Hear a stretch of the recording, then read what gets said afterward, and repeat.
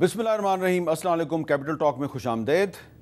कोई माने या ना माने, पाकिस्तान का जो आम आदमी है उसमें गुस्सा और बेचैनी बढ़ती ही जा रही है।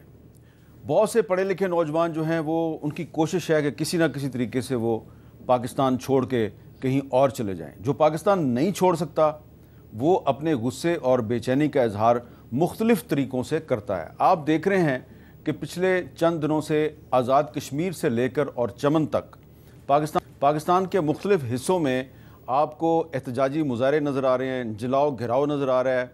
और कभी ख़बर आती है जी कि ये मामला ठीक हो गया है, फिर पता चलता है मामला फिर ख़राब हो गया है।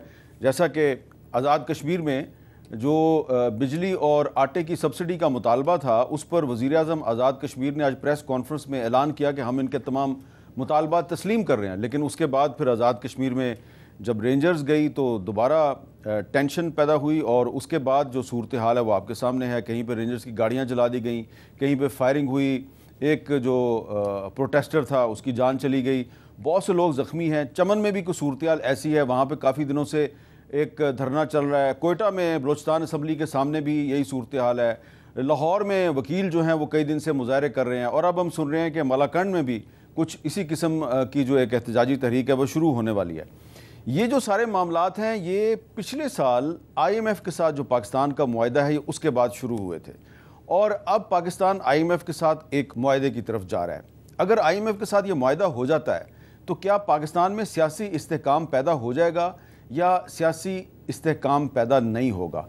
इस पर आज हम बात करेंगे। आज कौमी असम्बली में जो अपोजिशन लीडर हैं उमर अयूब खान साहब, उन्होंने भी एक तवील लंबी तकरीर की है, उसमें उन्होंने हुकूमत पर बहुत से इल्ज़ामात लगाए हैं, उस पर भी बात करेंगे। हमारे साथ मौजूद हैं जनाब सेनेटर फैसल वाडा साहब, किसी तारुफ के मोहताज नहीं, हुक्मरान इत्तेहाद को रिप्रेजेंट करते हैं।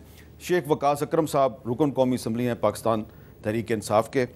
तो सबसे पहले मैं गुफ्तगू का आगाज़ करूँगा वाडा साहब, जो आज़ाद कश्मीर में हुआ है उस पर यकीनन हम बात करेंगे, लेकिन जो उमर अयूब साहब ने आज कौमी असम्बली में तकरीर किया उसमें उन्होंने बहुत सी एलिगेशंस जो हैं वो लगाई हैं, वो ज़रा सुने वो क्या कह रहे हैं। आइन का आर्टिकल 19 भी पढ़ लें, यहाँ पे क्लियर कट लिखा हुआ है फ्रीडम ऑफ स्पीच, जो पाकिस्तान में आजकल जनाब स्पीकर बहुत शॉर्ट सप्लाई में है। यहाँ पे फ्रीडम ऑफ स्पीच नामी कोई चीज कम होती जा रही है। एक इंडिपेंडेंट कमीशन, आपके 8 फरवरी के इलेक्शन के ऊपर जुडिशल कमीशन बनना चाहिए और दूध का दूध और पानी का पानी होना चाहिए, जिसकी वजह से यहाँ पे 94 नहीं इंशाअल्लाह ताला 180 मेंबरान पाकिस्तान तहरीक इंसाफ के होंगे। अच्छा, अब वाडा भाई मेरा सवाल ये है कि पिछले दिनों DG ISPR ने एक जो प्रेस कॉन्फ्रेंस की थी उसमें उन्होंने भी जुडिशल कमीशन का जिक्र किया। अब उमर अयूब साहब भी जुडिशल कमीशन की बात कर रहे हैं। आपके ख्याल में अगर जुडिशल कमीशन बन जाए तो कोई मसला हल हो जाएगा? ये जो तहरीक इंसाफ कहती है उनके साथ धांधली हुई 8 फरवरी को। बहुत शुक्रिया मीर साहब। देखिए मीर साहब, धांधली तो इससे पहले भी हुई है, 2018 के इलेक्शन में भी हुई है, 2013 के में भी हुई है, 2007 के में भी हुई है। धांधली तो एक रूटीन है। आज आप धांधली को जिसको रो रहे हैं वो 2018 में भी हुई थी, तो इसमें कोई चीज़ नई तो हमने कोई चीज़ नहीं देखी। जुडिशल कमीशन यहाँ बनते रहेंगे, यहाँ कमीशन ज़रूर चलता है और बनता भी है और लोगों की जेब में भी जाता है। बाकी कमीशन का तो मैंने आज तक कोई फैसला होते देखा नहीं, ना आते देखा है। सो अब यही नौकरी है, यही फॉर्म 47 है, यही छोले हैं, यही हुकूमत है। इसी के साथ अब आपने जो भी लेन देन करनी है, गपशप लगानी है, निगोशिएट करना है, वो आप कर सकते हैं। बाकी इसके आगे तो कोई चीज़ नहीं है। मैंने मीर साहब ने इंट्रोडक्शन में कहा कि हुक्मरान इत्तेहाद का मैं रिप्रेजेंटेटिव, मैं कहीं का नहीं हूँ सर, मैं आज़ाद हूँ और ना मैं अपोजिशन का हिस्सा बना हूँ, मैं लिख के दे दिया, ना मैं गवर्नमेंट का हिस्सा हूँ। राना सनाउल्लाह साहब ने पिछले दिनों कहा कि फैसल वाडा साहब तो हमारे अपने आदमी हैं।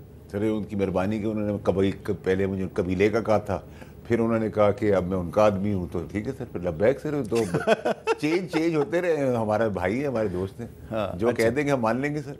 अच्छा जी, शेख वकास साहब, आपको क्या लग रहा है कि जो जुडिशल कमीशन की बात हो रही है, आपका अपना ज़ाती तौर पे भी बड़ा एक भरपूर किस्म का मौक़िफ़ है 8 फरवरी के हवाले से, तो जुडिशल कमीशन से कोई मसला हल होगा? देखिए, हमारी तो हामिद भाई पहले दिन से ये डिमांड रही है और हम ऑन एंड ऑफ क्लैरिटी के साथ ये डिमांड कर चुके हैं कि ये जो 9 मई के हवाले से इतनी सारी गिरफ्तारी, इतना जुल्म, जबर, तशद्दुद और ये कार्रवाइयाँ पिछले साल से चल रही हैं, जो कि ये अभी आज से 2-3 दिन पहले भी 8 फरवरी की रात को जो पंजाब में हुआ, जो पंजाब हुकूमत ने हमारे वर्कर्स के साथ किया, اس میں سے نکلنے کا یہی راستہ ہے. جب ہم کہتے ہیں کہ ملکی سالمیت کے خلاف اگر کوئی بھی جاتا ہے تو اس کو خان بھی اون نہیں کرتا ہے. ہم یہ کہہ چکے ہیں کہ آپ جوڈیشل کمیشن بنائیں اور اس میں دیانتدار قسم کے غیر جانبدار لوگ بیٹھیں اور یہ فیصلہ کریں کہ اس دن ہوا کیا ہے اور اس میں بے گناہ کون ہے, گنہگار کون ہے. اگر کوئی گنہگار نکلتا ہے, ثبوت شواہد موجود ہیں, سامنے لے آئیں, جوڈیشل کمیشن کے سامنے رکھیں, ٹھیک ہے, فیصلہ ہو جائے گا, ہم اسے قبول کریں گے. مگر یہ ضروری ہے کیونکہ یہ جو چیز ہے یہ چلتی ہی جا رہی ہے, یہ خلش بڑھتی رہے گی. اس کا نہ پاکستان کو کوئی فائدہ ہے نہ عوام کو کوئی فائدہ ہے. نفرتیں بڑھتی جا رہی ہیں. اس 9 مئی تک تو ان کو یہ چیز کلوز کرنی چاہیے تھی. یہ کلوز کرنے کی بجائے اس کو ہوا دینے کی کوشش کی گئی ہے. میں یہ سمجھتا ہوں کہ جوڈیشل کمیشن کے علاوہ اور کوئی حل نہیں ہے. اور جو میرے بھائی ہیں انہوں نے ابھی یہ کہا کہ یہی چھولے ہیں, یہی مطلب ہے, نہیں, اس طرح نہیں ہے. یہ چھولے کسی نے نہیں لینے, نہ ہم اسمبلیوں میں چھولوں کے لیے آئے بیٹھے ہیں. ہم پاکستان کی سب سے بڑی پارٹی, سب سے زیادہ ووٹ لینے والے ہیں. ہمارا مینڈیٹ چوری کیا گیا ہے, چوری کر کے فارم 47 کے لوگوں کو بٹھایا گیا ہے. چھولے دینے کی کوشش تو آپ ہمیں کر رہے ہیں پچھلے 1 سال سے. پورے نیشنل اسمبلی دے وچوں ایک لاہور دے وسیم قادر تو علاوہ تواڈے چھولے کسے نہیں لائے, تے باقی چھولے جن اج تک نہیں نہ لائے انہیں چھولے اگے بھی نہیں جلانے. سو میں یہ سمجھتا ہوں کہ چیزیں سویلائز طریقے سے حل ہونے کا یہی راستہ ہے. جوڈیشل کمیشن بنے اور اس میں جو گنہگار ہو وہ گنہگار سامنے آئے, جو بے گناہ ہو اس کو دیانتداری کی بنیاد پہ, غیر جانبداری کی بنیاد پہ چھوڑا جائے. ملک ایسے ہی آگے چلے گا. یہاں پہ کوئی وہ ٹروتھ اینڈ ریکنسیلیشن کمیشن تو بننا کوئی نہیں ہے, ساؤتھ افریقہ تو ہے نہیں, یہ پاکستان ہے.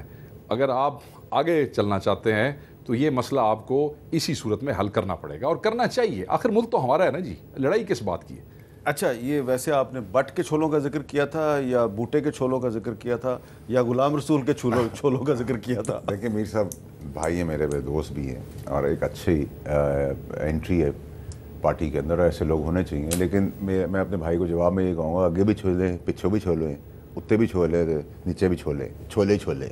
اچھا, یہی ہے, ٹھیک ہے. تو اس میں اب کوئی مذاکرہ نہیں ہونا چاہیے. میں کوئی وہ ضرور ایک اپنی پولیٹیکل سٹیٹمنٹ دے رہے ہیں, لیکن یہاں پولیٹیکل سٹیٹمنٹ کیا آئی ایم ایف کے سامنے ہم یہ چھولے بیچ سکیں گے؟ سر آئی ایم ایف کے دیکھیں بنا دیے ہوئے چھولے, کیونکہ ہم پرانی رجیم کی گورنمنٹس کے جو حادثات ہیں اور جو حادثاتی گورنمنٹس آئی ہیں اس میں پی ڈی ایم بھی شامل ہیں, تو چھولے تو آپ کو کھانے ہیں, آئی ایم ایف کے چھولے بھی کھانے ہیں. بھنے ہوئے کھائیں گے, جلے ہوئے کھائیں گے, یا اس کے اندر کوئلے کے کھائیں گے, کھانے تو پڑیں گے. وہ آپ تو جس جگہ سے آپ نے گزرنا ہے وہ تو بہت مشکل جگہ ہے, اس سے آپ کو گزرنا ہے. ایک دفعہ تو آپ کو یہ پل لینی پڑے گی. لیکن پرابلم ساری یہ ہے کہ نااہل حکومت پہلے بھی تھی, نااہل آج بھی ہے. تو آئی ایم ایف کے جو فارمولیٹڈ پروگرامز ہیں اس کے اندر سفر تو کرنا ہے, کیونکہ جو پرانی رانگ ڈوئنگز ہیں اس کا ازالہ تو بننا ہی بننا ہے قوم میں. دیکھیں میں یہ سمجھتا ہوں کہ میرے بھائی نے دوبارہ میں کہوں گا وہ جو چھولوں والی بات کی ہے, چھولوں پہ وہ آئے بیٹھے ہیں جو جعلی فارم 47 کے اوپر بیٹھے. آگے بھی چھولے پیچھے بھی چھولے, وہ یہ آگے پیچھے والے چھولوں والے یہی ہیں. اور یہ عوام نے جب ان سے چھولوں کا حساب لینا ہے نا, یہ فارم 47 والوں سے, یہ جو جعلی والے بیٹھے ہیں ان کو لگ پتہ جائے گا. میں یہ سمجھتا ہوں میرے بھائی سینیٹر ہیں, الیکٹڈ سینیٹر ہیں, یہ بات مناسب نہیں لگتی کہ جب دوسری پولیٹیکل اینٹیٹیز کے حوالے سے یہ اس قسم کی بات کرتے ہیں. میں یہ سمجھتا ہوں کہ اگر کوئی چیز غلط ہے اور کسی کے ساتھ زیادتی ہوئی ہے تو ایز اے پولیٹیکل اینٹی آزاد آئے تھے نا, بے شک دونوں پارٹیوں نے ان کو ووٹ دیا ہے, تو ان کو اس چیز میں حق کا ساتھ دینا چاہیے, حق کے ساتھ کھڑا ہونا چاہیے. باقی اللہ تعالیٰ کی ذات کرنے والی ہوتی ہے کہ کس کے کون بیٹھ کے وہاں پہ مرغ پلاؤ کھائے گا تو کون چھولے کھائے گا, یہ تو رب دے فیصلے نے. عزت رزق یہ وہ دے ہاتھ جے, میں بار بار کہتا ہوں. تو بہت جب آپ اسٹیبلشمنٹ کے ساتھ آپ کی دوستی حامد بھائی زیادہ ہو جاتی ہے نا, پھر آپ اچانک سمجھتے ہیں کہ شاید, میں بار بار کہتا ہوں کہ شاید آپ سمجھتے ہیں کہ اللہ تعالیٰ کا کردار جو ہے یا وہ طاقتیں ان لوگوں کے پاس آ گئی ہیں. رب کے جو منصوبے ہیں ان کا یہ آپ اپنے ایکسپیرینس کی بنیاد پہ کہہ رہے ہیں. اللہ تعالیٰ ایک ان کا منصوبہ ہے, ایک میرے رب کا منصوبہ ہے, اور ہم تو اسی کی طرف دیکھتے ہیں اور توکل کرتے ہیں. وہ سانوں اگر چھولے والے پاسے لا دے جڑا کہ اس لیے تائیں تو ساری عزت رکھی, اس لیے تائیں تو عزت رکھی, چھولے تین اس پاسے. دیکھیں سر میر صاحب, جو وقاص صاحب شیخ صاحب نے جو بات کی ہے بالکل آئی ٹوٹلی 100% اگری کہ اینڈ آف دا ڈے اللہ تعالیٰ کے ہاتھ میں ساری چیزیں ہیں, سب کچھ اللہ نے کرنا ہے. مین پرپوزز گاڈ ڈسپوزز. بہت سارے ہمارے لیے منصوبے بنے تھے لیکن اللہ کی مہربانی اور اللہ کی ڈیوائن ہیلپ آتی ہے. لیکن میں اگر دنیاوی طور پہ بات کروں, قانونی طور پہ بات کروں, تو آپ بھی یہی ہیں, میں بھی یہی ہوں, شیخ صاحب بھی یہی ہیں, اور شیخ صاحب نے مجھ سے زیادہ پالیٹکس دیکھی ہوئی ہے. تو ان کو ہی پتہ, اگر وہ کہتے ہیں کہ میں آزاد آیا ہوں اور میں انصاف کی بات کروں, تو میں بالکل انصاف کی بات کروں کہ آپ اگر آج کے फॉर्म 47 के छोलों की बात करेंगे तो आप फॉर्म 47 के 2018 के छोलों की बात करेंगे, उस वक्त आप इस पार्टी के हिस्सा नहीं थे, हम थे। आप 2013 के छोलों की बात करेंगे तो उधर भी आप बैलेंस करें, 2007 के भी करें, तो आप फिर ऐसा नहीं हो सकता कि सिलेक्टेड होगा। जब आप हार गए या आप हार आए गए या आप जीत गए और आपको जिताया गया और जहाज़ों पे मुर्गियों की तरह लोग भर भर के जा रहे थे, तो वो किसी की कोई काबिलियत तो थी नहीं। वो काबिलियत तो जिनकी थी उनकी थी, जब जहाज़ों में बंदे बैठ रहे थे और हम कह रहे थे कि ओहो पॉपुलैरिटी है। मेरे के जहाज़ में जो लोग बैठे थे अपनी मर्जी से बैठ गए थे या उनको बिठाया गया था? देखिए मीर साहब, आप ना जब हमसे हमारे जैसे शागिर्दों से सवाल करते हैं और अपनी मुस्कुराहट, हसीन मुस्कुराहट के साथ आप हमसे बोल लगाना चाहते हैं, हम बोल देते हैं। बिठाए जा रहे थे, बिठाए जा रहे थे, उठा उठा के दिए जा रहे थे, उनको खाना भी देते थे, पानी भी देते थे, शेरवानी भी देते थे, कोट भी देते थे, टाई भी देते थे। ये तो अंडरस्टूड, ये सब कुछ एक ब्रीफ केस में। मुझे मैं सिर्फ ये कहना चाहता हूँ कि ये कह रहे हैं 2018 के छोलों की बात कर रहे हैं, जो चीज़ आज गलत है वो माजी में हुई है तब भी गलत है। मैं सिर्फ अपने भाई से बड़ी मोहब्बत से नाराज़ ना हूँ, मैं ये कहूँगा कि उस लिए भी तुसी छोलियां दे नाल सो, हुण भी तुसी छोलियां दे नाल हो। This thing has to and. ये मुर्ग छोले हैं भाई, ठीक है, सुनो, तुसी this thing has to and. तो मैं अपने भाई से गुजारिश करूँगा और छोले जान दो और तुसी देख लो जेड़े अपने हक ते खड़े, देखिए उन्हां दे नाल खड़े। देखिए, और मैं तो इसलिए इनसे तवक्को कर रहा हूँ कि ये आज़ाद आए हैं, तो कम से कम अब छोलों की सियासत पे आप इनको तोड़ने की कोशिश कर रहे हैं। तोड़ने वाली जी वो तो अब मैं क्या कह सकता हूँ। देखिए सर, एक होता है मीर साहब, मैं तो इज्जत एहतराम की बात करता हूँ, हमारा मेरा तो दोस्त है, भाई है, ताल्लुक है हमारा इनके साथ। देखिए, मैं अपने दोस्त को हमेशा समझाता हूँ कि आइडियलिस्टिक ना रहो, रियलिस्टिक हो जाओ। इधर डेमोक्रेटिक रहो, टू डेमोक्रेटिक बनने की जरूरत नहीं है। ये मेरा बहुत सीधा फॉर्मा है। और देखें, जिस मुर्ग छोले की ये बात करें, इनके तो देग में से छोले आ गया हमारे साथ। मेरे केस में मुर्ग छोला है, ठीक है, तो मुझे तो रहने दे सर, मैं खुश हूँ, ठीक है, मुझे कोई डिनाइल की ज़रूरत नहीं है, ना मुझे ओवर डेमोक्रेट बनने की ज़रूरत है। मैं जिन छोलों की देग में बैठा हूँ वो मुर्ग छोले हैं। इनके पास अभी छोले आधे कच्चे हैं, आधे पके हैं, आधे डले नहीं या मिट्टी डले हुए हैं, ठीक है, लेकिन इन्होंने भी बहुत छोले देखे हैं मेरी तरह। वो और बात है कि छोले मुकाओ ना जी फैसल भाई, चले आगे छोले खत्म करें। अच्छा, पाकिस्तान में छोले दी सियासत नहीं मुकाओ। अच्छा, आज बिलावल भुट्टो जरदारी साहब ने लाहौर में गुफ्तगू की है और इशारा किया है कि ये जो सियासतदान है ये कब तक एक दूसरे से बातचीत करने को अवॉइड करेंगे। सुने वो क्या कह रहे हैं। पाकिस्तान के अवाम महंगाई और गुर्बत की वजह से परेशान है। हमारा जो सिक्योरिटी का हालात है, जो दहशतगर्दी के वाक़या हैं, वहाँ पाकिस्तान को खतरा है। और अगर पाकिस्तान का सियासतदान, पाकिस्तान के कायदीन, पाकिस्तान के सियासी जमातें एक दूसरे से बात करने के लिए तैयार नहीं होंगे तो फिर पार्लियामान में इतने बड़े मसले का हल निकलने का हमें इतना ज़्यादा उम्मीद नहीं। जी शेख साहब, बातचीत अगर सियासतदान आपस में नहीं करेंगे तो कौन करेगा?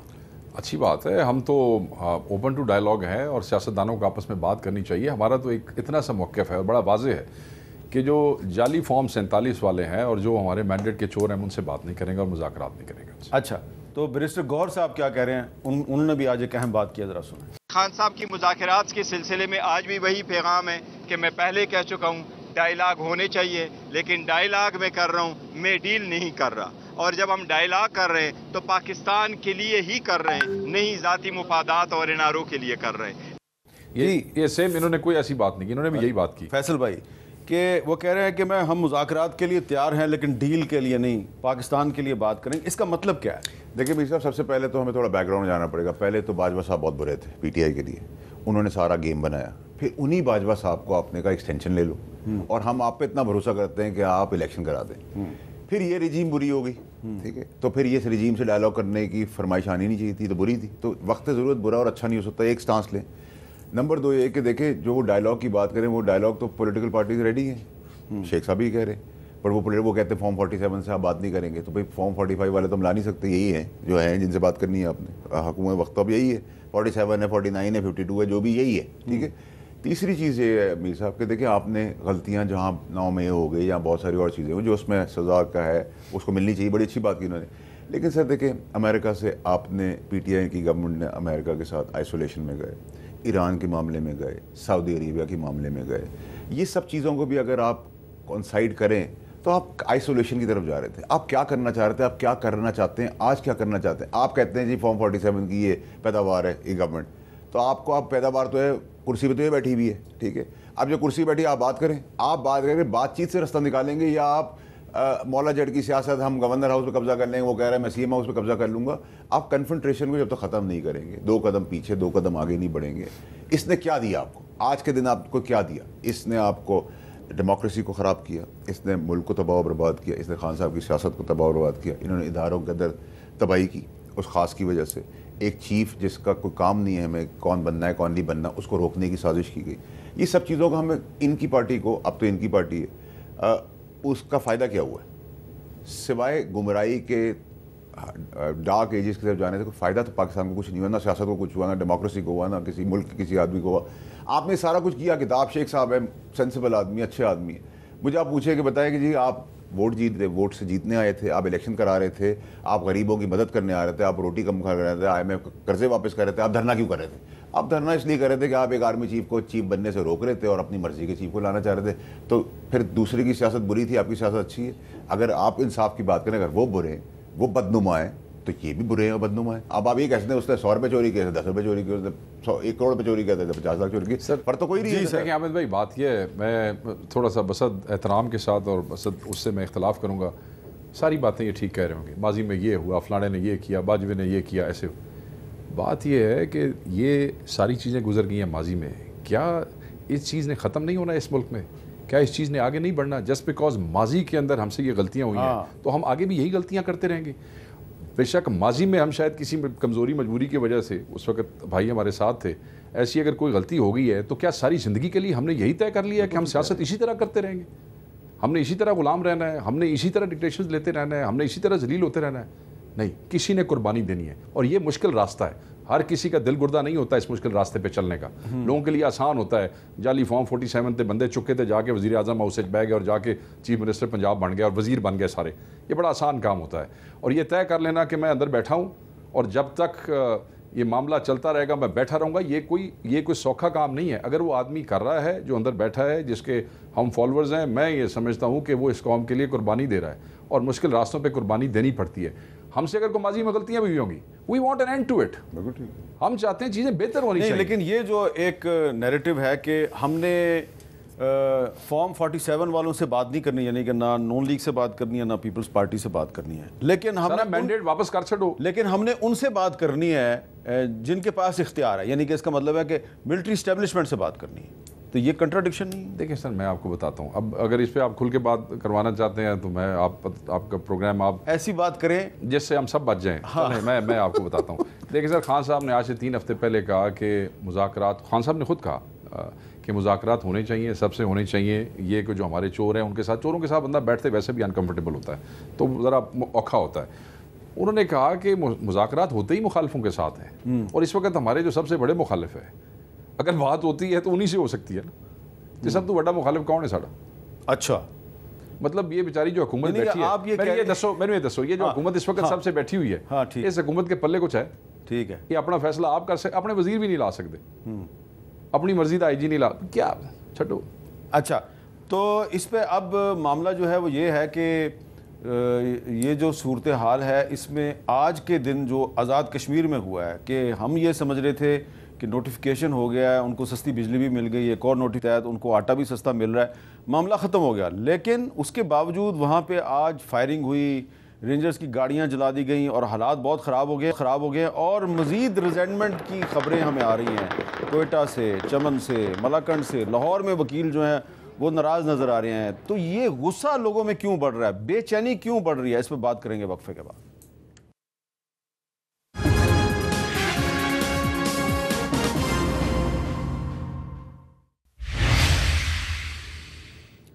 کیپٹل ٹاک میں دوبارہ خوش آمدید. آج پاکستان اور آزاد کشمیر کی تاریخ کا ایک بہت ہی افسوسناک دن تھا.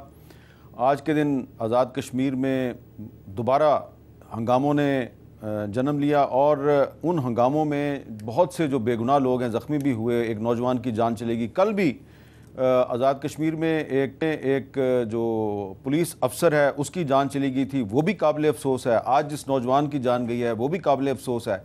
تو سوچنے کی بات یہ ہے کہ یہ مظاہرہ جو ہے, یہ لانگ مارچ جو ہو رہا ہے, اس کے پیچھے کوئی پولیٹیکل پارٹی نہیں ہے. ایک عوامی جوائنٹ ایکشن کمیٹی ہے جس میں سب پولیٹیکل پارٹیز شامل ہیں. مطالبات کیا ہیں کہ جی بجلی پہ جو ہے وہ ہمیں ریلیف دیا جائے, آٹے پہ ریلیف دیا جائے اور اسی طرح کے دیگر معاملات. یہ اچانک نہیں ہوا.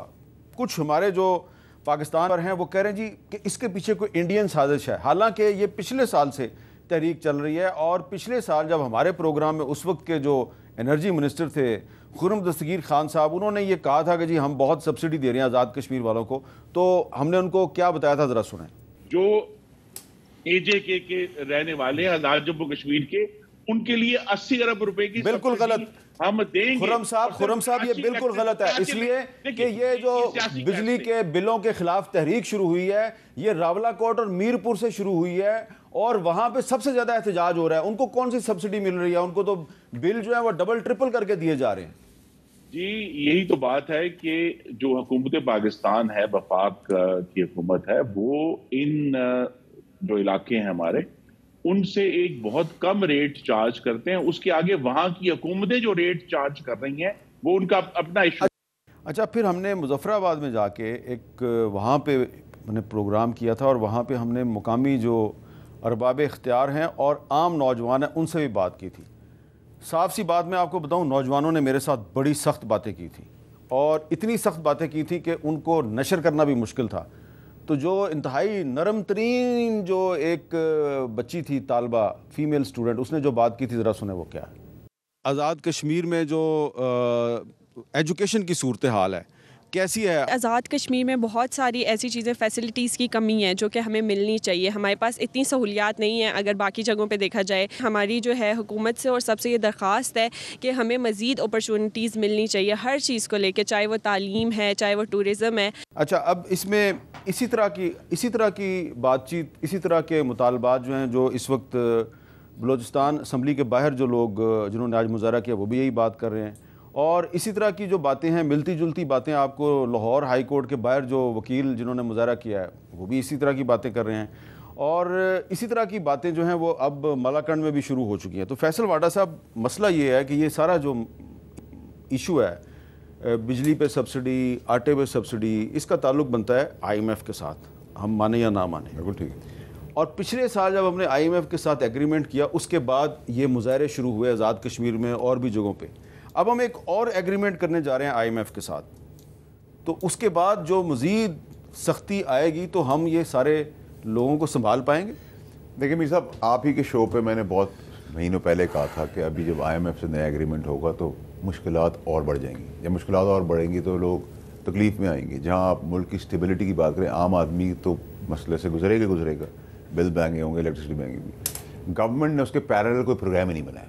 ماشاء اللہ سے گورنمنٹ تو آپ کو پتہ ہے کہ جتنی آئی ہیں, یہ تو ان کا دوسرا ٹرینور ہے, اس سے پہلے کی یہ والی اور اسے PDM-1 ملا کے بھی اگر آپ دیکھیں تو نااہل ناکارہ لوگوں کی ایک ٹیم ہے. ٹھیک ہے, اگر آپ ان کو فینسی شو میں رکھ دیتے تو زیادہ بہتر ہوتا, شاید ملک کا کوئی نام ہی روشن کر دیتے, اس میں بھی کوئی نہ کوئی بھڑ مار دیتے ہیں. سو آپ ان سے تو کچھ ایکسپیکٹ کرتے. ہمیشہ ایسا ہوتا ہے کہ جب آپ کے پاس IMF پروگرام یا اس ٹائپ کی چیزیں ملک کو بچانے کے لیے آ رہی ہوتی ہیں اور مشکلات دوسری طرف کھڑی ہونی ہوتی ہے عام آدمی کے لیے, اس کے لیے ایک پیرالل پروگرام بنایا جاتا ہے. تو کوئی پروگرام بنا نہیں ہے تو مشکلات تو بڑھیں گی, عام آدمی کی تکلیف سے تو گزرنا ہے. اب یہ آپ کہیں کہ نااہلی میری آپ کی ہے تو میری آپ کی تو نہیں ہے, نااہلی جن کی ہے ان کو اکاؤنٹ فار کرنا ہے. اب اس میں اس گورنمنٹ یا PDM کی ہے اس سے یہ تو تسلسل سے چیزیں چلتی آ رہی نا.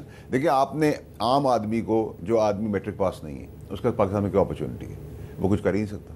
ٹھیک ہے, اس کو کوئی ہم نوکری پہ سفارش پہ بھی رکھوا نہیں سکتے. ٹھیک ہے, لوگوں کو آپ کہہ رہے ہیں 40,000 روپے میں زندگی گزارو, آپ ایک دن 40,000 میں نہیں گزار سکتے جو ایلیٹ ہے. پرابلم یہ ہے کہ ہم نعرے, ڈرامے, جھوٹے بےایمانیوں سے اب تھوڑی بہت سیاست جو تھوڑی بہت رہ گئی وہ رہ گئی ہے, ورنہ لوگ ایکسیپٹ نہیں کرتے نا. پھر لوگوں کی ڈس لائکنگ جو سیاستدان کے لیے وہ اسی لیے ہے کہ وہ اس کو پتہ ہے منافق ہے. کس نے, اگر میں ریسنٹ کروں, دیکھیں نا ابھی یہ کہہ رہے تھے ہم 47 سے بات نہیں کریں, میں تو کہوں گا پیپلز پارٹی سے بات کر لیں, کیونکہ وہ واحد پارٹی ہے جو سنتری اور منتری سبھی لے گئی اس گورنمنٹ سے, کپڑے چھوڑ گئی, باقی تو سبھی لے گئی ان سے. ٹھیک ہے, تو ان سے کر لیں.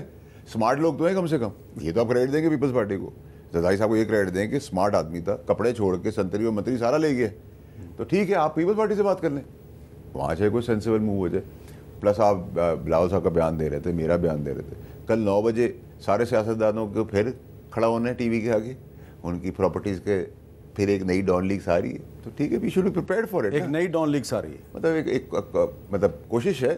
ہم تو اس بار پہلے مار کھا کے سیکھ گئے تھے، تو ہمیں تو کوئی پرابلم نہیں ہے اللہ کی مہربانی سے، لیکن لوگوں کے لیے پرابلم بنے گی۔ اچھا شیخ صاحب، یہ ریزنٹمنٹ لوگوں میں بے چینی بہت بڑھ رہی ہے، اور آپ کو کیا لگ رہا ہے کہ یہ بجٹ جب آئے گا نیا تو اس کے بعد لوگ کہیں آگے نہ نکل جائیں اور آپ بہت پیچھے نہ رہ جائیں؟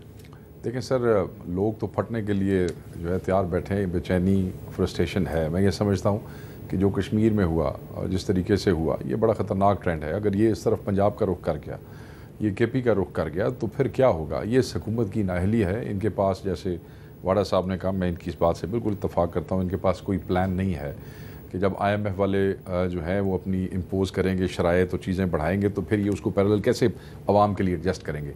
بالکل اس کا خدشہ ہے، یہ اپنی جگہ پہ موجود ہے کہ اگر جیسے نااہل حکومت ہے اور ایک امپوز کی گئی حکومت ہے کشمیر میں، اسی طرح جب عوام کے حقیقی نمائندے نہیں بیٹھے ہوں گے جو عوام کی حقیقی امنگوں اور وشز کو ریپرزینٹ کر کے اس کا سلوشن نکال سکیں، تو عوام کسی وقت بھی پٹ سکتے ہیں۔ Why not? آپ دیکھیں گندم والوں کے ساتھ کیا ہوا، آپ نے خود اپنے انٹرو میں ذکر کیا، بالاکنڈ کا آپ دیکھ لیں، کشمیر میں جو بھی ہوا کچھ دیر پہلے، اب وہ واقعہ دیکھ لیں، وہ جو 3 بچے جو ہے وہ شہید ہو گئے پولیس اور رینجرز کی گاڑیوں کے ساتھ، عوام نے آگے سے کیا کیا، پنجاب میں ذمہ دار کے ساتھ کیا ہو رہا ہے۔ یہ ساری چیزیں تو ایک عجیب و غریب سا رخ پیش کر رہی ہیں۔ اس سے یہ ثابت ہو گیا ہے کہ یہ جو موجودہ حکومت ہے یہ اس قابل نہیں ہے کہ اس چیز کا ادراک ہی نہیں ہے کہ ان کو حل کیسے کرنا ہے۔ اگر یہ حکومت چلی جائے اور اس کی جگہ پہ آپ کی حکومت آ جائے تو آپ یہ مسئلے حل کر لیں گے؟ دیکھیں، یہ تو اللہ بہتر جانتا ہے کہ کیا ہوگا، مگر کم از کم جب حقیقی نمائندے بیٹھے ہوں گے تو وہ جو ایک کانفیڈنس اور تعلق ہمارا ان کا ہے، ہم اس کی بنیاد پہ ان کے ساتھ بیٹھ کے بات کر سکیں گے۔ اگر کشمیر میں آج ہمارے لوگ موجود ہوتے، ہماری حکومت ہوتی، تو میں سمجھتا ہوں کہ یہ لاٹھی، یہ گولی، یہ تشدد، یہ فورس، بروٹل فورس استعمال کرنے کی بجائے، یہ اب معاہدے کرنے کی بجائے پہلے دن ہی اس کی سینسٹیوٹی کو سمجھتے ہوئے یہ معاملہ جو ہے وہ کر دیا جاتا۔ دیکھیں، ایک آدمی ہے، میں مثال دیتا ہوں جی، کہ میں نے 2 لاکھ ووٹ لیے ہیں اپنے حلقے سے، اور میں 2 لاکھ آدمیوں کا نمائندہ ہوں، میری جگہ ایک 30,000 والے کو بٹھا دیا جاتا ہے۔ اگر کوئی کرائسس کریٹ ہو جاتا ہے حامد صاحب اس حلقے میں، وہ 2 لاکھ والے بندے دی گل آرام نال چھوڑن گے یا 30,000 والے دی گل چھوڑن گے؟ سر ایک تعلق ہے نا، آپ نے جب مجھے ووٹ کیا ہے میجورٹی نے، تو میرا آپ کا ایک رشتہ قائم ہو گیا ہے، اور جب وہ رشتے والا اس سے بات کرے گا اس کی بات ہی کچھ اور۔ تو لوگوں کو ٹیکن فار گرانٹڈ نہیں لینا چاہیے، نہیں لینا چاہیے سر، نہیں لینا چاہیے، خواہ وہ آزاد کشمیر کے لوگ ہیں یا چمن کے لوگ، کہیں کے بھی، کہیں کے۔ اچھا، اب واڈا صاحب یہ بتائیں کہ یہ آج ایک بڑی ڈیولپمنٹ ہوئی ہے، آپ حکمران اتحاد کا حصہ نہیں ہے، لیکن کم از کم مسلم لیگ نون پنجاب کے جو صدر ہیں رانا ثناء اللہ صاحب، وہ تو آپ کو اپنا سمجھتے ہیں نا، یہ تو آپ مانیں نا۔ چلو تو دیکھیں، پہلے مجھے قبیلے کا کہتے ہیں، پھر میں نے قبیلے کا جواب دے دیا، پھر انہوں نے مجھے اپنا لیا، میں کیا کہہ سکتا ہوں۔ آج نواز شریف صاحب جو ہیں انہوں نے ایک خط وصول کیا ہے وزیر اعظم پاکستان کا، جو لکھا ہے شہباز شریف صاحب نے، اور خط تو سیکرٹری جنرل مسلم لیگ نون کے نام ہے، لیکن خط میں وزیر اعظم شہباز شریف صاحب نے پارٹی کے عہدے سے استعفیٰ دے دیا، یعنی صدارت سے استعفیٰ دے کے انہوں نے کہا کہ اب یہ جو پاکستان کے بے مثال قائد ہیں نواز شریف صاحب، وہ پارٹی کے صدر بنے۔ تو آپ کو لگتا ہے کہ یہ اس سے حکومت اور پارٹی کے عہدے علیحدہ کرنے سے پاکستان میں ایک اچھی روایت قائم کی جا رہی ہے؟ دیکھیں میر صاحب، آپ نے سوال کیا، آپ جیسے پلیٹ فارم پہ اتنے بڑے اینکر کی طرف سے، تو میں اب سوال آپ نے کیا تو جواب دینا بنتا ہے کہ سندھی اتحاد کونسل کے صاحبزادہ حامد رضا صاحب ہیں، تو اب وہ ان کی کیا پریزنس ہے، اس پریزیڈنسی کا کیا فائدہ ہے پارٹی کی؟ وہی نون لیگ کی پریزیڈنٹ نواز شریف بن جائیں گے تو کیا فائدہ ہے؟ ایکچولی تو کرسی پہ جو بیٹھا ہوا ہے نا، آپ نواز شریف کو صاحبزادہ حامد رضا سے تشبیہ دے رہے ہیں؟ سر وہ بھی پارٹی کے پریزیڈنٹ ہیں، یہ بھی ایسی پارٹی کا پریزیڈنٹ بننے جا رہے ہیں، تو اس پہ فرق ہے۔ آپ لوگوں کو یہ سوال بھی نہیں کرنا چاہیے، اپنی انرجی، اپنا ٹائم، اپنا ایئر ٹائم نہ ضائع کریں سر۔ ایک دوسرا سر یہ کہ جو مین کرسی ہے وہ تو چلی گئی نا سر، پرائم منسٹر کی کرسی پہ تو شہباز صاحب بیٹھے، جو کرسی پہ بیٹھا ہوتا ہے اب سنی اتحاد کونسل کے نمائندے بیٹھے ہوئے ہیں، بالکل بیٹھے، آپ انہی کے نمائندے ہیں نا؟ بالکل۔ ویسے تو آپ تحریک انصاف کے نمائندے۔ دیکھیں، ہم سب دل و جان سے تحریک انصاف ہیں، اور جو ایکسیپشنل حالات پیدا ہوئے تھے جب ہم سے بیٹ چھینا گیا، پھر بیٹسمین والی ایپیسوڈ ہوئی، تو میں یہ سمجھتا ہوں کہ صاحبزادہ حامد رضا صاحب نے ایک بہت دلیری سے اپنی پارٹی جو ہے وہ پیش کی، اور سارے خود بھی مسکراہٹ ہے بولتے۔ نہیں میں نہیں مسکراہٹ، وہ بڑے دل کی گہرائیوں سے بات کی۔ دیکھیں، صاحبزادہ حامد رضا میرے بڑے بھائی ہیں، میرا بڑا ذاتی تعلق ہے ان سے، اور میرے اس وقت ہمارے لیکن انہوں نے کہا کہ نواز شریف صاحب جو ہیں وہ ویسے ہی پریزیڈنٹ ہوں گے جیسے کہ صاحبزادہ حامد رضا۔ نہیں، صاحبزادہ حامد رضا تو میاں نواز شریف سے بہت بہتر اور بہت بڑی پارٹی کے چیئرمین ہیں، اس لیے کہ ان کا جو مینڈیٹ وہاں گیا ہوا ہے، جو چوری کیا ہوا ہے، جب وہ واپس آتا ہے تو پاکستان کی سب سے بڑی پارٹی کے چیئرمین ہیں، اور وہ اس وقت چیئرمین ہے، وہ استعفوں والا معاملہ نہیں ہے، اور انہوں نے ان حالات میں، یہاں تو حالات خراب ہوتے ہیں تو پارٹی کے صدر ملک چھوڑ کے بھاگ جاتے ہیں نا، وہ ایسے ہیں جن کے اوپر اس وقت جبر و تشدد کے باوجود، ان پہ، ان کی فیملی پہ دہشت گردی اور بغاوت کے پرچوں کے باوجود انہوں نے تحریک انصاف کے لیے اپنے آپ کو اس وقت پیش کیا. ساری تحریک انصاف ان کو سلیوٹ کرتی ہے، دلیر آدمی ہے. ویسے آپ نے میرا سوال جو ہے نا اس کی تاثیر کو سبٹیچ کر دیا ہے. میں نے سوال کیا تھا کہ جی نواز شریف صاحب جو ہیں وہ پارٹی کے پریزیڈنٹ بننے والے ہیں، اس سے حکومت اور پارٹی کا عہدہ علیحدہ ہوگا، گورننس میں بہتری آئے گی. آپ نے وہ صاحبزادہ حامد رضا کی طرف لے گئے. اب میں اس لیے میں بریک لے لیتا ہوں جی، بریک کے بعد دوبارہ.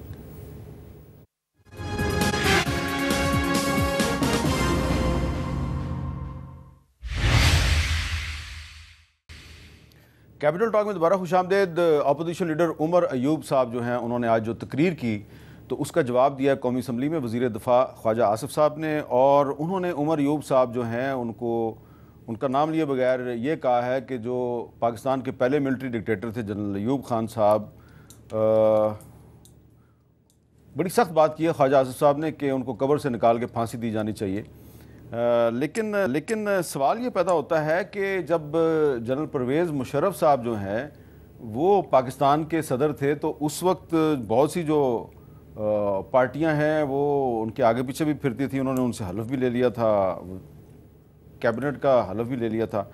تو شیخ وقاص صاحب ایسے یہ ایک آپ نہیں سمجھتے کہ عمر ایوب صاحب کے لیے ایک مشکل کام ہے کہ جب وہ جمہوریت کی بات کرتے ہیں تو ان کو جب آپ تانا دیں گے کہ تم تو جنرل ایوب خان کے پوتے ہو تو مشکل تو ہوتی ہوگی. مشکل ہے، یہ زیادتی والی بات ہے. دیکھیں عمر ایوب صاحب جو ہیں وہ اس وقت کے پروگریسو پولیٹیشین ہے اور انہوں نے اپنا راستہ خود چنا ہے. ان کو آپ ماضی کے تانے دینے کی کوئی یہ بے تکا کام ہے، اور خصوصاً خواجہ آصف صاحب کے منہ سے یہ کام اس لیے اچھا نہیں لگتا کہ خواجہ صاحب کے جو والد تھے وہ جنرل ضیاء الحق کی شورا کے ممبر بھی تھے اور چیئرمین بھی تھے. جس وقت جنرل مشرف سے یہ پیپلز پارٹی اور نون لیگ کی کولیشن گورنمنٹ نے وہ لیا، حلف لیا وزراء نے، تو کالی پٹیاں بات تو ڈرامہ ہے نا، کالی پٹیاں بن کے بندہ تو انہوں قبول ہے کالی پٹیاں نالو حرام جڑے حلال ہو جائے گا. سو یہ گفتگو اچھی نہیں لگتی. میں خواجہ صاحب کے ان الفاظ کو کرنا اچھا ہوتا کہ اگر وہ ساتھ بیٹھے ہوتے، اور بیٹھے ہوتے تو پھر گفتگو کا مزہ بھی آتا. مگر میں صرف ان کو یہ یاد دلاؤں کہ جناب کی سیاست جو تھی وہ بھی جنرل ضیاء الحق کے دور میں کیسے گزری، کیا کیا عہدے آئے، اور پھر آگے جب آپ میاں صاحب کے ساتھ تھے تو میاں صاحب کون سا کوئی جرنیلوں کے بغیر آگے تھے، میاں صاحب کون سا کوئی فوج. اس ملک کی ہر پارٹی فوج کے گملے میں سے نکلی اور ہر دور کا ہر لیڈر کا ایک جرنیل رہا ہے. اس لیے اس حمام میں سارے ننگے، ایسی گفتگو نہ کیا کریں. اچھا واڈا صاحب یہ بتائیں کہ آپ کو کیا لگ رہا ہے اگلے 2-3 مہینے میں پاکستان میں صورتحال بہتر ہوگی یا بہتر نہیں ہوگی؟ دیکھیں میسا، اگر آپ پولیٹیکل پرفارمنس کی بات کریں گے تو پولیٹیکل پرفارمنس پہ تو مجھے کوئی چیز نظر نہیں آ رہی. مجھے جو صرف پروگریسو لائٹ ان دا ٹنل جو ہے وہ SIFC ہے، اس کی پروگریس میں دیکھتا ہوں. اس سے مجھے نظر آتا ہے کہ ابھی تک SIFC نے کیا اچیو کیا. دیکھیں میرے خیال سے اس 2-3 مہینے کی جو آپ بات کریں اس میں آپ کو اچیومنٹس فزیکلی بھی آتے ہوئے نظر آ جائیں گی. اسی کے اوپر ہم کانفیڈنٹ ہیں، اسی کے اوپر ہم سارے چل رہے ہیں، اسی کو ہم سپورٹ کریں. باقی گورنمنٹ سے تو آپ نے پہلے کیا ایکسپیکٹ کیا جو آج آپ ایکسپیکٹ کریں گے. Government is relevant for me to ask کہ وہ کوئی چیزوں کو کسی عام آدمی کی کسی چیز کو تکلیف کو کریں گے، وہ ٹھیک ہے انجوائے کرنے دیں. آخری اقتدار ہے. یہ جو شہباز شریف صاحب کی حکومت ہے یہ ریلیونٹ نہیں ہے آپ کے خیال؟ میرے لیے تو سر پہلے بھی کبھی ریلیونٹ نہیں تھی. پہلے آخری اقتدار ہے، انجوائے کرنے دیں. میں کیا سوال کروں ان سے؟ ٹھیک کہہ رہے ہیں، آخری اقتدار. آپ ان سے اتفاق کرتے ہیں؟ میرا تو خیال ہے کہانی ندی مکی ہوئی ہے. فارم 47 پہ کب تک بیٹھیں گے، کہاں تک بیٹھیں گے؟ اور جو ان کو لائے ہیں ہمارے بھائی، یہ ان کے لیے بھی لائبلٹی بن گئے ہیں، اور یہ ریکارڈ بتاتا ہے اس ملک کا، ہسٹری ہے. جدوں بھی اسٹیبلشمنٹ دیکھ کر رہے تو کوئی بہ کے آیا نا جی بھائی صاحب، اور وہ لائبلٹی بن گیا. ڈیڈ ویٹ ساتھ لے کے کوئی نہیں چلتا ہوتا. ڈیڈ ویٹ کا مطلب مجھے یہ بتائیں کہ یہ آپ کو کیا لگ رہا ہے اگلے 2-3 مہینے میں پاکستان میں حالات ٹھیک ہو جائیں گے؟ سر یہ جو میں نے آج کشمیر میں دیکھا ہے نا حامد بھائی، مجھے تو یہ بڑا خوفناک ہے. اور یہ جو فورس استعمال کرنی ہے، یہ اگر یہی اپروچ پاکستان کے باقی حصوں میں رہی اس معاشی مایوسی کے اندر اور غربت کے اندر، تو حالات خراب ہو سکتے ہیں. میں پہلے بھی کہنا چاہتا تھا، میں سمجھتا ہوں کہ ہم بحیثیت تحریک انصاف اور SIC یہ ڈیمانڈ کرتے ہیں کہ یہ جو وزیر اعظم ہے نا آزاد کشمیر کا، یہ استعفیٰ دے. یہ جو لاس آف لائف ہے اور وہ جو لاس آف پراپرٹی ہے اور وہ جو یہ جو پچھلے 4 دن سے وہاں جو ہو رہا ہے اور وہ جو ایک نفرت سی پیدا ہوئی ہے، اس کا یہ ذمہ دار ہے. یہ استعفیٰ دے اور اس کے اوپر مقدمہ ہونا چاہیے. نہیں، نفرت پیدا کرنے کا ذمہ دار یہ کیوں ہے؟ سر پولیٹیکل آدمی کا کام ہے چیزوں کو ریزالو کرنا بیٹھ کے. جب آپ کی سارے آپ کے ممبر کشمیر اسمبلی اور آپ کے وزراء اسلام آباد میں بیٹھے ہوں گے کوثار میں, ادھر جل رہا ہے کشمیر, ادھر بندے مر رہے ہیں, آپ انہیں پولیس اور رینجرز کے رحم و کرم پہ چھوڑ کے آگے آپ یہاں اسلام آباد میں عیاشیاں کر رہے ہیں, تو پھر کیا ہوگا سر؟ جائیں وہاں پہ بیٹھیں. ووٹ آپ کو لوگوں نے کس لیے دیے ہیں؟ کوئی آپ نے عوامی نمائندہ دیکھا ہے ان کا جس نے کو برج کرنے کی لکے ہوئے نے چھپے کمیٹیاں کو اس کھوٹے چ بڑے کو اس کھوٹے چ بڑے. اچھا واڈا صاحب, میں آپ سے بھی یہی پوچھنا چاہ رہا ہوں کہ پھر یہ جو ہم بات کرتے ہیں جی کہ پاکستان میں ایک میثاق معیشت ہونی چاہیے, سیاسی جماعتوں کو آپس میں بات چیت کرنی چاہیے, تو آپ کے خیال میں تو یہ جو موجودہ حکومت ہی ارریلیونٹ ہے, تو پھر میثاق معیشت کس سے کریں؟ SIFC جس کو لیڈ کر رہے ہیں چیف, ہمارا پاکستانیوں کا, پاکستان کا جو ابھی ایمفسس ہونا چاہیے, اگر آپ سیریس نوٹ پہ مے پیپل ڈونٹ لائک اٹ, لیکن SIFC یہ وے فارورڈ ہے پاکستان کے لیے, اس کو ہمیں سب کو مل کے سپورٹ کرنا چاہیے. اس میں ریلیونٹ ارریلیونٹ میرے جیسے لوگ, نہ ہونے والے لوگ, ان کی کوئی حیثیت نہیں ہے, نہ کوئی ویلیو ہے. وہ لبیک کہ آپ لوگوں کو اللہ تعالیٰ نے منصب دیا ہے. لیکن شہباز شریف صاحب نے تو SIFC کو بہت سپورٹ کیا ہے, تو اچھی بات ہے. ان کے پاس, ہم سب کے پاس ابھی SIFC کے سپورٹ کرنے کے بعد آپشن کیا ہے. اگر ہم SIFC کو ہٹا دیں ایک منٹ کے لیے, مثال کے طور پہ صرف ڈیبیٹ کے لیے SIFC نہیں ہے, تو یہ گورنمنٹ کیا کرے؟ یہ گورنمنٹ تو صرف فینسی شو میں جا سکتی ہے, یا راجہ بابو یہاں ایک آدمی کے 6 منصب ہوں گے, یا وہ ٹائی پہن کے ڈاکٹر بن جائیں گے, فوجی بن جائیں گے, وکیل بن جائیں گے, کچھ بن جائیں گے, کبھی ڈپٹی پرائم منسٹر بن جائیں گے. گورنمنٹ کا فائدہ کیا فائدہ ایسی گورنمنٹ؟ سر ویسی گورنمنٹ کا کیا فائدہ ہوا اور ایسی گورنمنٹ کا فائدہ ہوا؟ گورنمنٹ کا کوئی فائدہ ہی نہیں ہے. میں تو کھل کے بولتا ہوں. پھر کی چاہتے ہو تسی؟ میں تو چاہتا ہوں کہ جی آپ ایک پراپر نئے لوگوں کو آنے والے چانس دیں. کیسے؟ آزاد لوگ. فارم 47 پہ سر فارم دیکھیں, اگر اس کے لیے فارم 97 بنانا پڑتا ہے نا, جو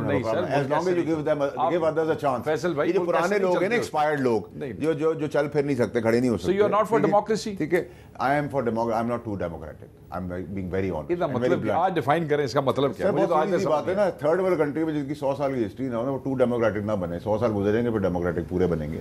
ابھی اتنی فائلوں کے ساتھ آپ بیٹھے میں, کیریکٹر لیس لوگ پہلے ہی بیٹھے رہے, آج بھی بیٹھے ہیں, آگے ہی بیٹھیں گے. Not acceptable.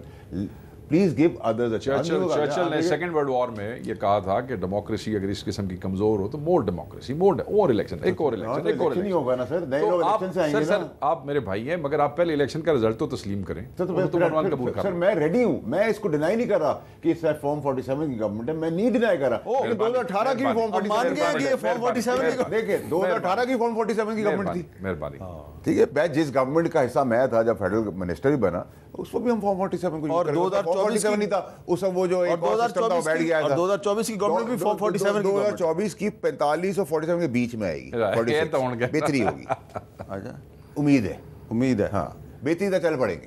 تو اب آج فیصل واڈا صاحب کی گفتگو سن کے آپ کو کیا لگ رہا ہے؟ سر مجھے تو یہ لگ رہا ہے کہ فیصل واڈا صاحب دل سے ہماری اسٹرگل کو سپورٹ کرتے ہیں, مگر جب دماغ سے سوچتے ہیں تو یہ سمجھتے ہیں کہ اس کے لیے قربانی بہت دینی پڑے گی. تو آپ دل اور دماغ کے درمیان پھنسے ہوئے ہیں؟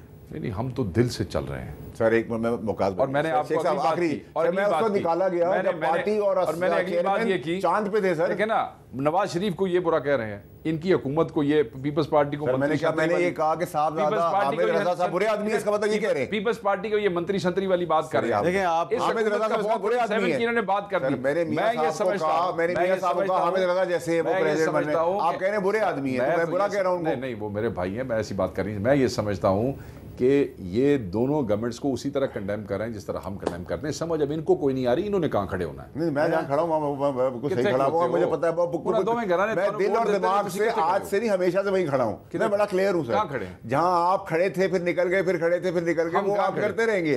ٹھیک ہے, لیکن میں جہاں کھڑا تھا وہ پہلے دل سے کھڑا ہوں. وہ آپ کو پتا ہے وہ کہاں کھڑے ہیں, وہیں پہ کھڑے ہیں. اور اس کھڑے ہونے کی وجہ سے تحریک انصاف کے چیئرمین بھی اقتدار میں آئے, تو اس کھڑے ہونے کی وجہ سے ہی وہاں بھی ہماری تھوڑی سی گنجائش تھی. آپ دونوں کا بہت بہت شکریہ, اور مجھے دیجیے اجازت. اللہ حافظ.